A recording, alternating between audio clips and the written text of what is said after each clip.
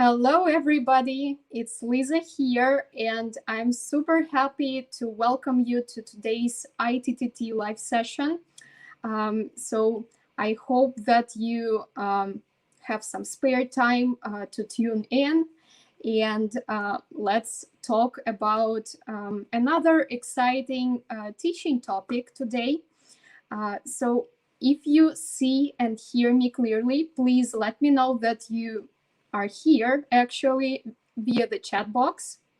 And by the way, I'm super excited, not only because of this live session, but also because of the weather. It is super warm in my place today.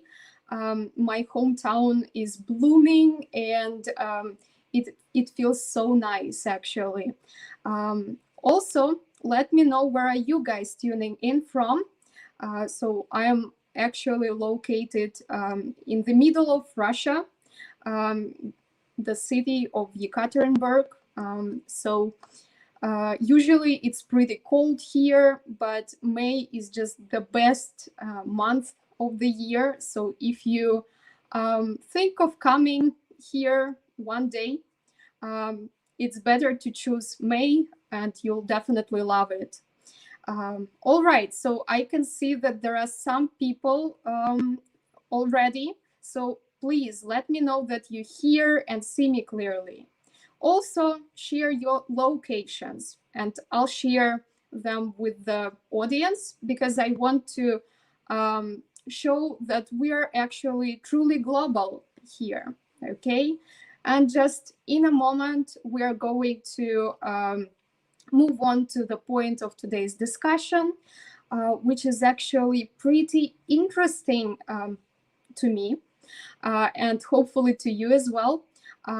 I really want you to benefit from today's session, and I'm not bragging, but I really like today's presentation because it contains so much exciting content related to teaching. And also, some of the ideas are really unique because I haven't seen them anywhere on the net yet. So I hope you love them. Okay. All right. Here is Marvin from Vietnam. Nice to see you, Marvin. Thanks for tuning in. All right, guys. So if you want to share your locations, please go ahead. I'm here to communicate with you, not only presenting to you. So I hope to hear from you as well. And by the way, I'm still a little bit shaky and nervous because of my presentation skills. So I hope you'll support me somehow, right? And now let me just change the presentation a little bit so that you could see it. And let's move on. So basically, today's presentation will take approximately 30 minutes or so. And then we will have a usual Q&A session. So if you have any questions, feel free to ask them via the chat box. And at the end of the main topic, I'll go back to the questions and try to respond to you. Okay. All right. Hello from Iran. Nice to see you guys. Thanks for joining. Thanks for tuning in. And let's move on to the main point of today's discussion. So we're going to talk about ways to keep ESL students engaged after the lesson. So today's tips are going to be focused around online teaching. However, I believe that all of the tips might be applicable to in-class teaching as well. So if you work in a real classroom, just feel free to adjust, and there is no problem in using different techniques and stuff like that. So just try to be flexible. And also, if you see this description in the bottom, we are actually going to discuss a more specific point, which is customer retention or student retention in the ESL teaching. I feel like this point isn't covered anywhere, and it's more, well, let's say it's more common to marketing versus ESL teaching. However, this thing is really important here in the ESL teaching as well, because when it comes to selling your services, it's also about business and marketing. All right, so which is why I decided to share this definition with you. So customer retention is when you do some activities in order to increase the number of repeat customers and to increase the profitability of each existing customer. So as an example, if you want your students to stay with you, you have to be creative, you have to give them interesting and engaging activities, you have to be helpful and sensitive probably. So you will basically combine your personal approach, like your personal skills and qualities with your professional skills, which are teaching techniques, right? And basically this notion, this expression, customer retention, is usually used in marketing. However, we can also implement it in the ESL teaching. If we sell our services online, or maybe we find students online and then work with them in a real classroom. Okay. And the next point would be how to make students come back, actually. And the problem stems from motivation in general. And this notion is really common to the ESL teaching. We all know, like all teachers' books, all teaching courses suggest us to focus on motivation and try to organize our lessons in order to motivate students. However, there is a little bit much of a problem because motivation might be different, and I'll tell you about it just now. So basically, when we talk about different types of motivation, different teaching courses, we would focus probably on internal versus external motivation. But when it comes to real teaching, we would probably also need to look at genuine motivation and fake motivation. And to understand what's the difference, we need to look at these examples. So let's look at the expressions. Let's look at these example sentences. These are some types of sentences I usually hear from my students or from my prospective students. And right after I hear such words, I like understand if I'm going to teach that person or not. So sometimes I hear something like, I learn English to pass an exam and get a university scholarship. When I hear words like this, I understand that the person is pretty motivated because they need to achieve a specific goal. And on the other hand, when we talk about individuals who say something like, I learn English because it's important, So it's clear to us that they don't actually have a specific goal. They are not trying to achieve anything, or maybe they want to achieve something, but they just don't know how to express it. Which is why I believe this type of attitude, this type of approach is not this real motivation which drives you in the language learning, right? So it is really important to make sure that your prospective students are genuinely motivated versus like fake motivated. And then when we go back to some teaching activities, we would ask like how we as teachers can influence on students' retention. How can we make them come back? Like, for example, right now we have this trial lesson, and we are not sure that students are actually going to come back.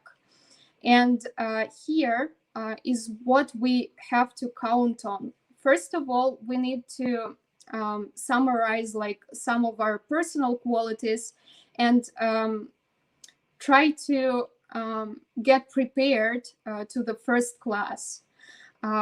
We need to be sure, we want to be as helpful and motivating as it is possible. It is also important to be sensitive and accept any peculiarities, any features of our students. It is also important to treat them equally and as individuals. The atmosphere of the lesson is also pretty important.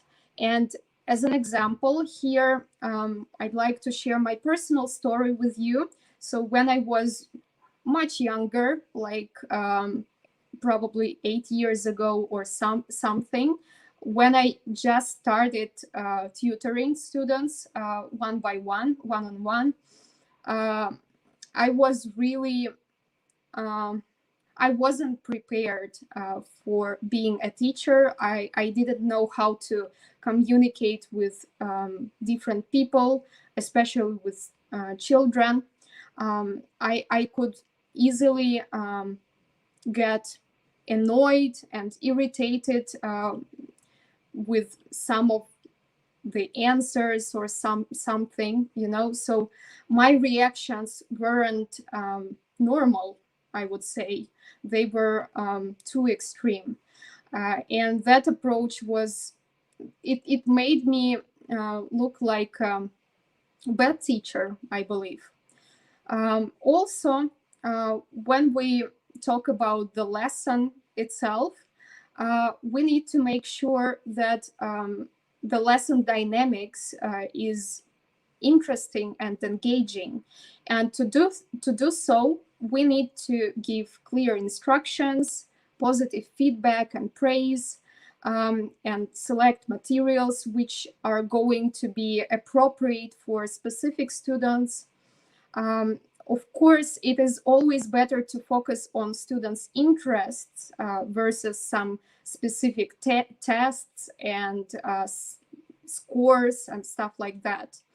And another example here would be that as a learner myself, I didn't like to learn English at school because it was always focused on getting correct answers. It was circled around some grammatical points, and it was all about being clear and precise in different aspects of the language learning. Teachers never praised me and never said anything encouraging. And usually, especially when I wrote some essays and received them back, checked, I saw like papers with red marks with red corrections and stuff like that, and I felt so miserable. Moreover, there were questions or remarks like, it's not right, it is all wrong, change it, paraphrase it. But I couldn't understand how to do that because the type of the feedback wasn't clear at all. So it was just not motivating. It was not clear, and it was just useless to me as a learner. And nowadays, when I work with my students, I usually try to look at the most positive aspects of their work. When we have speaking activities, I try to show them that they do great, even if they make mistakes. So mistakes are not actually important when it comes to communication. Well, regardless of the fact that they change understanding, that they prevent other people from understanding clearly. So that's the point. And now I'd like to ask you guys, there is another question which is also important, but I'm not sure that everyone is on the same page with me. So do you think it's important to assign homework to your students? Let me know via the chat box, like yes or no. Do you think it's important or not in terms of student retention? And let me quickly, while you are thinking, let me quickly look at the chat box if there are any questions. All right. Hello, Alexei. You haven't missed anything. We are just in the very beginning, I suppose. And today's live session is devoted to student retention, which is like we want to make sure that students are coming back to us after the trial lesson, after the first course, for example. So things like that. Okay. So there are people from Egypt, I can see. Nice. Thanks, guys, for tuning in. And yeah, just feel free and go ahead. Please vote. Do you think it's important to assign homework to students? What do you think? And as for me, it is pretty important, but there is a problem. Sometimes teachers give too much homework, and this is the way to reduce students' motivation, actually, especially when they are committed to working 2 times a week, for example, and then you give them so much home task as, for example, they are going to spend, I don't know, approximately 3 or 4 hours more of their spare time, I mean. So this way, it's going to be not motivating. However, giving home tasks is still important. And I learned this trick when I worked for a teaching platform, for an online teaching school. They assign students with home tasks right after the first trial lesson. And they motivated it. They explained it that it is important to give this first homework to make students come back again. So it's something like you give this trial lesson, but you treat it as a real class. And you want to make sure that students understand it the same way as you. So for example, if you teach on a teaching platform like italki or something, then you are probably giving this trial classes for free, or maybe for some discount. And you want to make sure this way that your prospective students, your prospective clients are going to come back next time and pay you that amount of money you really want and you really deserve. So it's a great idea actually to give some home tasks which would be relevant to the content of your teaching. Okay, so the answer would be yes. It is important to assign students homework, but make sure that you don't burden them with it. All right, and right now we're moving on to the most exciting part of today's presentation. I'm going to share some engaging ideas, but before I do that, I'd like to move back to the chat box and see at your responses. All right. Yeah, so this is the answer I was actually thinking about. So when you work with some specific groups of students, for example, with adults, it is extremely important to give them enough home tasks, but not too much. And later on, I'm going to share several ideas on how to give exciting home tasks which won't take more than like 1 hour or something during the week. All right. Yeah, I partially agree with it.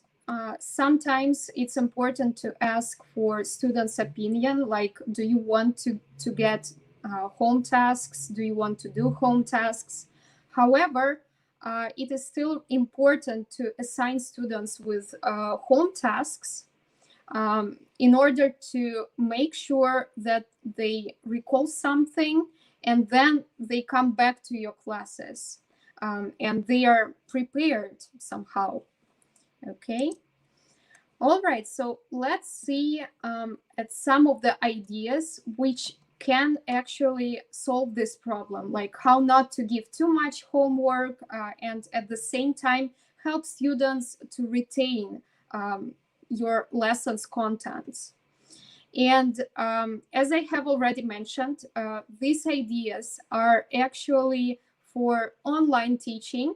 However, they are really flexible. It is possible to adjust all of the ideas to your real classrooms.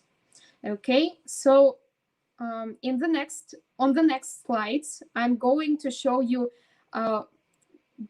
like some of the greatest EdTech ideas.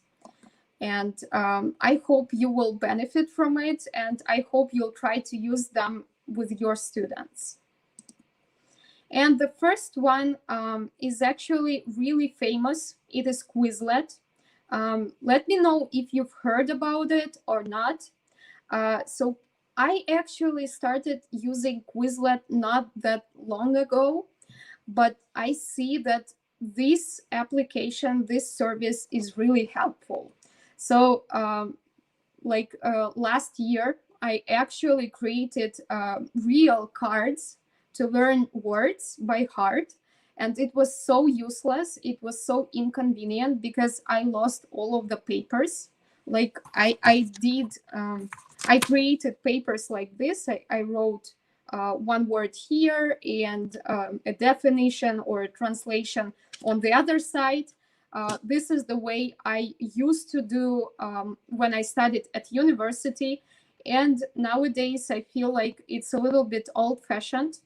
And Quizlet actually solves this problem, like how not to create too many pieces of paper, and how not to lose them basically you can have all of the cards in your cell phone, and you are able to learn the vocabulary, some patterns, and even have team activities on your way, I don't know, home or on your way to school and stuff like that.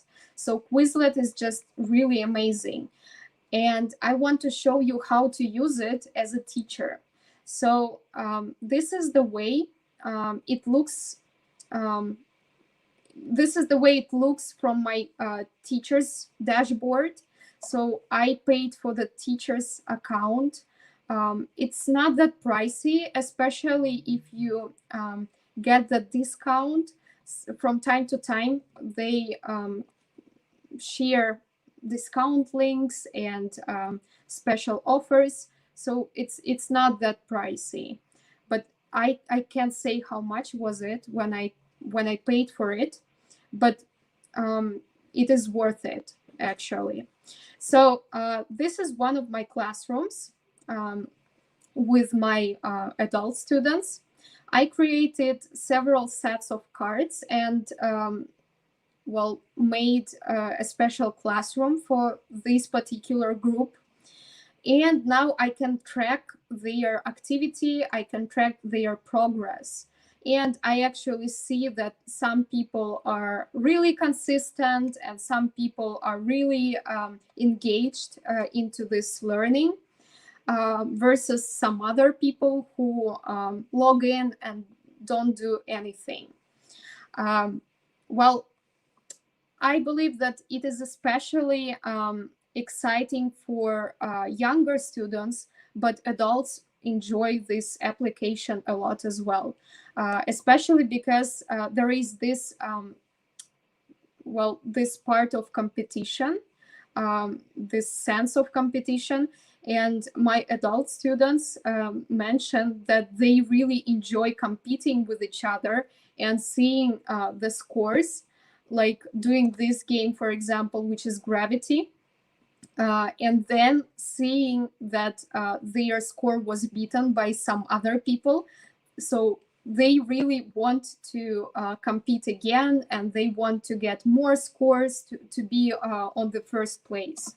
So this application is super helpful in terms of teaching vocabulary, some patterns. So it's actually up to you how to organize your content. But as for me, I create sets for like more advanced students focused around collocations and structures. So it's really easy to teach grammar through this lexical approach, if I know what I mean. So yeah, just use Quizlet. It's super helpful and it is really awesome. All right, and let's see the next idea. So I haven't seen this idea anywhere yet, but I believe it's super helpful to those teachers who are struggling to explain speaking activities and who are struggling to assign students speaking activities to do at home. So the application is called ELSA. I believe I have already mentioned it in my previous streams. However, here I'm going to show you how to use it as a teacher again. So basically, ELSA is for drilling your pronunciation. It contains different conversation scenarios. It can help you to prepare for different exams like IELTS, because it also contains activities related to the speaking section on IELTS. What else? And the last point, which is the most beneficial for teachers, is community study sets. So I'm going to show you how to use them and how to implement these ideas in your ESL teaching. But first, this is the way it looks when you just start using this application. So this first screenshot was my assessment test when I began using it in 2020. However, I actually started using this application even before that. So I feel like I retook that test because I've been using ELSA since 2017 or something. At that time, ELSA wasn't this advanced, and today its voice recognition is just amazing. So it is really like a speaking buddy. So if you want to practice your personal speaking skills, ELSA is really helpful to you as English learners, as teachers as well. And yeah, this is my score right now, like it's changing.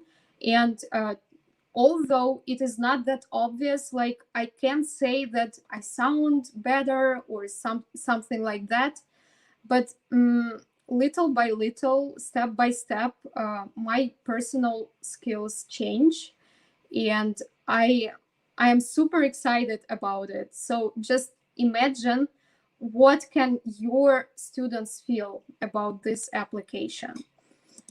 And now about this community stats, community study sets. So this is, it looks like, well, community study sets are not that advanced, like it's a new feature on ELSA yet.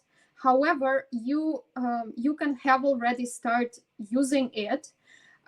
So you can create some activities, you can add some study sets in your personal group and share this group with your students. So you can use an invite link and share it with your ESL students.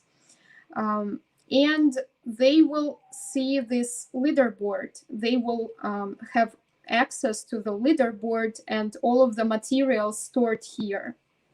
And again, the best idea of using this application is that it is possible to compete. And I think that competition, this sense of competition, is the best driver for the ESL students, even for the older ones. Because my English students, my older students really enjoy competing with each other. So basically, the best way would be to make like a classroom or something. It is especially helpful if you teach groups of students, not just one-on-one lessons. But even if you work with your one-on-one students, it is possible to invite them in your personal classroom, even if there are some other people. So they will probably enjoy working on their pronunciation, competing with others, and yeah, just master their pronunciation skills and speaking abilities. And the next idea is focused on listening comprehension. It is actually not a single application. For teaching this skill, it is important to use various resources. So, but generally speaking, you will probably need some audios, and this application, this website, which is called Storyboard that. What is about this website? It helps you to create these comics. And I decided to use it in a slightly different manner. Like I didn't want to create comics myself. I wanted my students to create comics to retell me the contents of the videos or podcasts they have just seen. So for example, I ask my students to listen to a podcast or to watch a video, and then I ask them to make some conspects using this storyboard that application. And for example, this comics was created by my 12-year-old student. We talked about mindfulness and meditation.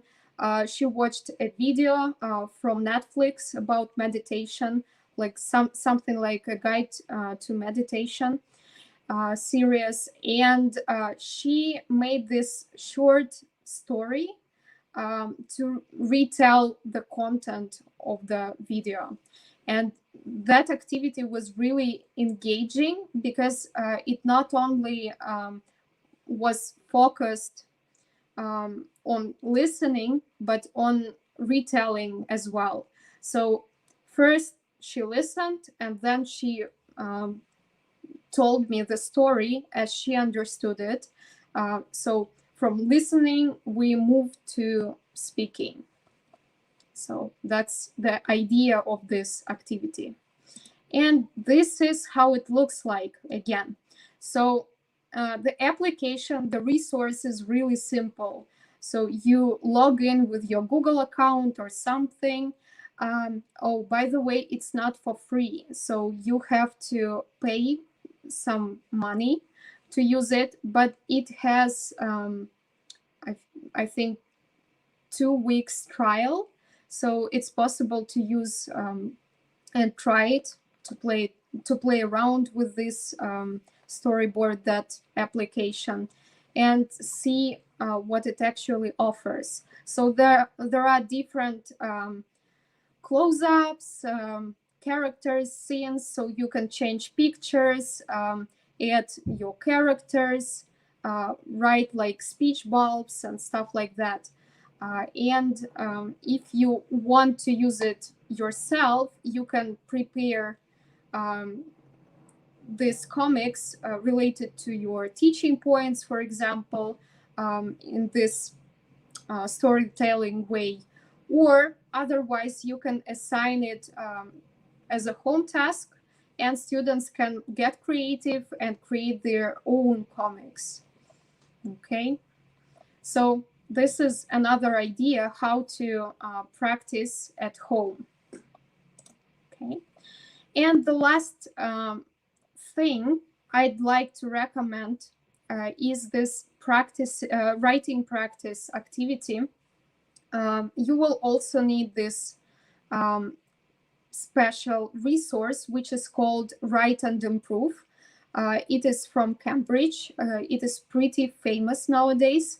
I used to practice my writing when I prepared for IELTS a couple of years ago. It was pretty helpful because it has this automatic checking feature. So as a learner, you don't need to ask anyone for feedback, like how to check mistakes, how to check for errors and stuff like that. But as a teacher, you can use it in order to assign home tasks as well.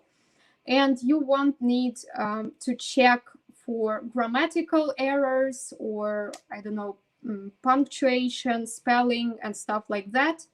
All you need is to provide your students with a positive feedback on like how they did with their writing, and maybe explain them how to structure, how to organize it, and stuff like that. So it is also awesome if you want to engage your students in a different way, and if you want them to spend not that much time on doing something, because this application is also about progress and competition as well. You can add your students into a workbook, and like this, for example, I prepared, I just actually copied this activity from the textbook and shared and assigned to my student. And yeah, there are actually some prepared materials, so you don't necessarily need to create something on your own. You can just pick from you can pick from the bank ideas, the idea bank, and that's all. So actually that's it.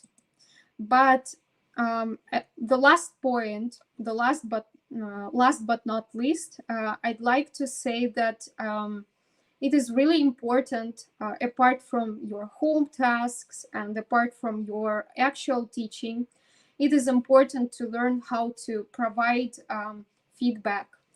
And when we go to this feedback idea, it is really important to be sensitive and to stay positive somehow. So the best choice here would be not to overcorrect your students. They don't like to receive works which are marked with red pen or something, with all mistakes corrected, because this is the way they actually start feeling miserable, and you don't want this happening. Okay. The next point is that it is always better to implement different correction techniques. And if you want to learn more about various correction techniques, I'd recommend you to think about our TEFL course, or it's another idea is to search for correction techniques on the net. So there are a lot of them. And for example, one of the famous correction techniques isn't actually done by yourself. It is rather done by peers. So it's called peer correction, or even self-correction. It's when you ask your students to check for mistakes or for some slips on their own, and then say like what was bad or what was good. And the last point is to check, to ask concept checking questions, to actually understand if students understand you, if students get the content, if they have any problems, maybe. So concept checking questions are something like, what have we just finished? What task have we just done? Or something like that. So they are asked in order to understand if students got it.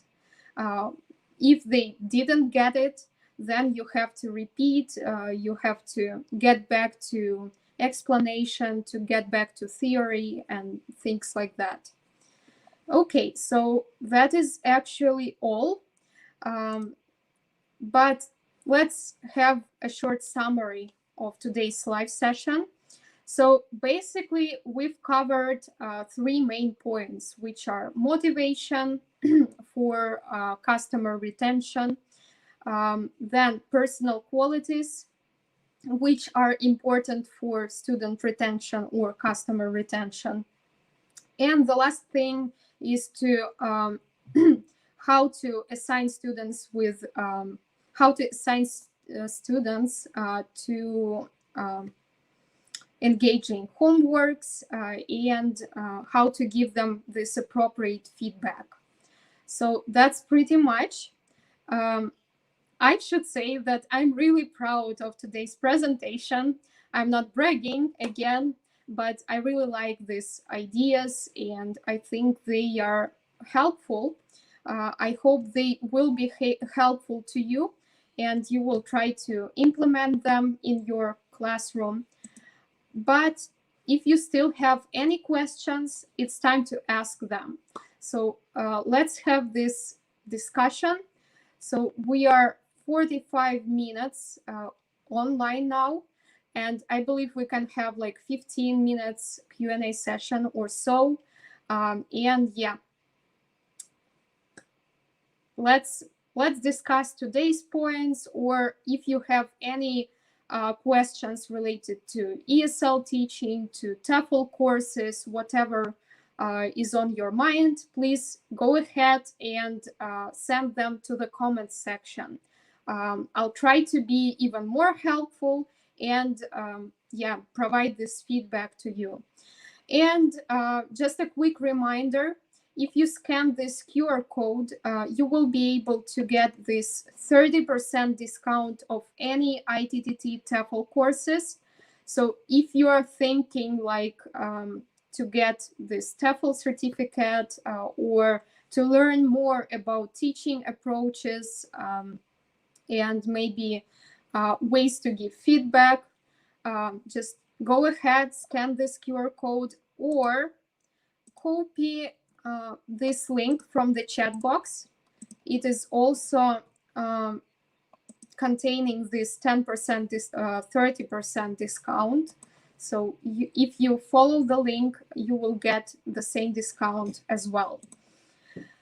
And now let's see the questions. All right. So the first one, where to get these apps? Yeah, this is the best question probably, because I'm going to share this presentation with you, and this presentation contains all the links. So just let me copy it and send to the chat box. So if you want to get all of those applications, all of those services, just follow the link from the chat box. It's the link to today's presentation. And all of the ideas, all of the slides with ideas, they actually contain the links, okay?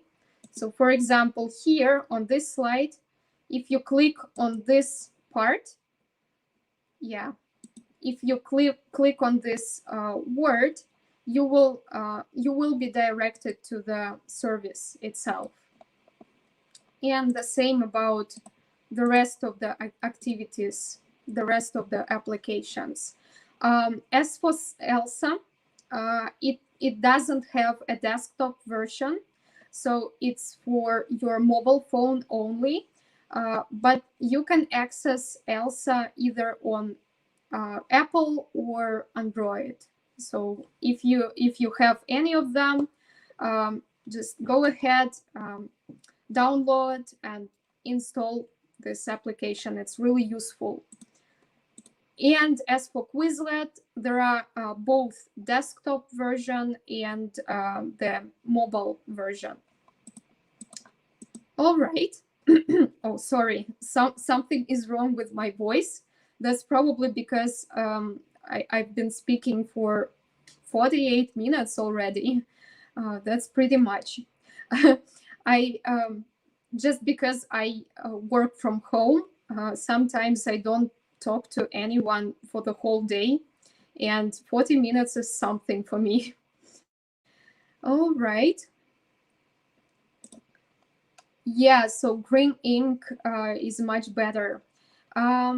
Yeah, red is probably irritating. It's something related to our psychology probably, but the thing is not just about the color, but rather the problem is that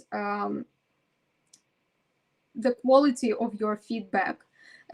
It's pleasant to get praise, and it's pleasant to get like good words and say and see that there are not only mistakes but also something good in your essays, for example, in your homework and stuff like that. So it's actually better to use just appropriate way to feedback. All right. So do you guys have any further questions related to today's presentation or any other questions? Feel free to ask. Yeah. And by the way, I'd like to invite you to my Facebook group. I'm not that active on the Facebook group yet. However, I am thinking about the most interesting content for you, and I hope I will be consistent in posting. So if you want to communicate with me at some spare time, please go ahead and yeah, add me as a friend on Facebook or join my Facebook group, and we can keep in touch. All right, so I see no further questions. So probably today's point was pretty clear to you, and you are masters of TEFL nowadays. So I believe this is all for today. I'm super glad that you could make it and that you joined me. And just a quick reminder, ITTT is presented on various social networks. We are actually pretty active on Instagram nowadays, and we share useful tips over Instagram. So please follow us and let's keep in touch as well. I hope to see you next week. I'll try to come up with another exciting topic. I hope you enjoyed this one. I know that probably my speech wasn't perfect again, but I try my best, and I actually work on ELSA, on my pronunciation and on my speaking abilities, like as a presenter. So I hope to improve, and this is actually thanks to these sessions. I try to open up and speak up. Yeah, so this is the best approach how to practice and how to become better. I just strongly recommend ELSA to you. All right, so thanks for joining me today, and yeah, see you next week, guys. This is all for today, and bye bye.